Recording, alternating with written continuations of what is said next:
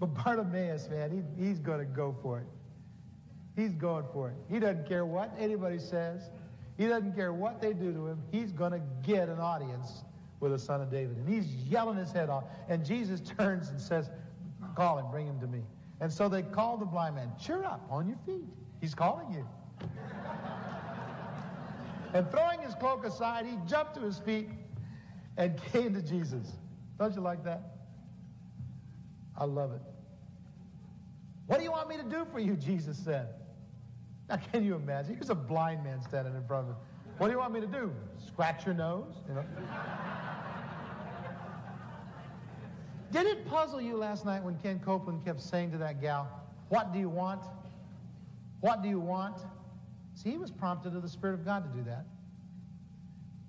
If you'd have heard the whole interview, she didn't come up there for healing. She came up there with a friend who wanted healing. He didn't know that. But the Spirit of God was prompting him to say, what do you want? What do you want? Well, what do you want? Name it. You see, there's a point in time in faith in which you have to just let it all out. And you have to take a chance and say, what I want is to be healed.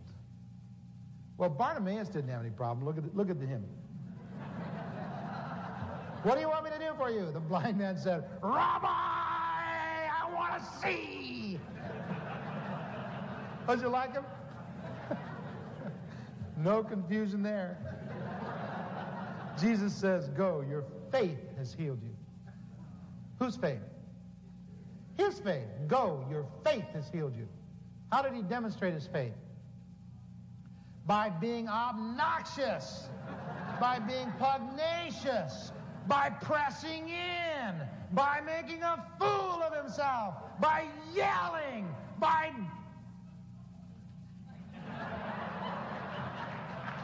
getting what he needed from God. Now, where is that today in the church? You know something? I don't know how many times I've had people come up to me and say, oh, you know, I've tried to get the gift of tongues, and I had many people pray for me, and I've tried to do it, and I've been praying for the sick, and I've been trying to heal people, but I can't heal anybody, and, you know, it's not working for me, you know, and I got Francis McNutt's book, and I've got your tapes, and I've been to 3 Ken Copeland meetings, and I still can't heal the sick, and I'm trying to get a witness in my heart. Now, they don't really say it like that, but that's what's underneath. And what I always tell them is be an animal before God.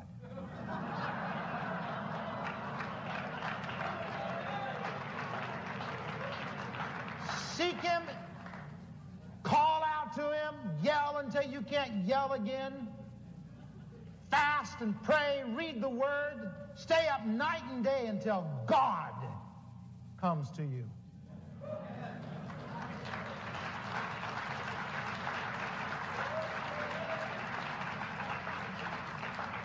People somewhere, someplace, somebody's got to go to the well. We spend our lives living on someone else's going to the well. But somebody has to go to the well. Why shouldn't it be us? Someone's got to climb the mountain. Someone's got to go to God and meet Him and come forth shining. And my encouragement to you is you go to Him. I'm going. Bartimaeus, go. Your faith has healed you. And immediately he received his sight and followed Jesus along. Now, I've got several questions on this, and someday I'm going to sit down with Bart and have some pastrami. Aren't they going to serve pastrami in heaven? I'm going to sit down and have some pastrami and say, Bart, when did your eyes open? Was the first thing you saw His face? Wouldn't that be hot? Blind all your life, man, and the first thing you see is Jesus looking into you. Whoa.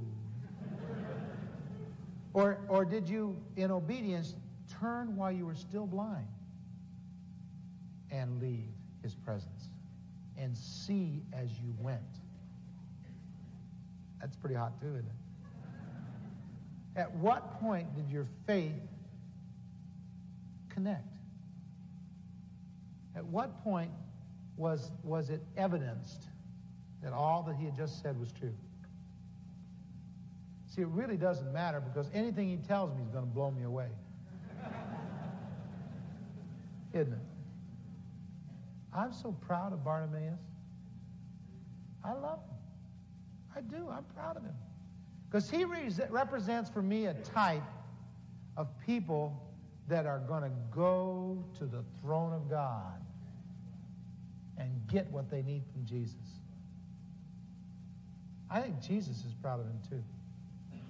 My encouragement to you today, people, if you've been here all week and you're still sick of body, and you're here and you haven't received yet what you want from God, you go to Jesus and you hound him and you call out until the heavens are just full of the din of your voice.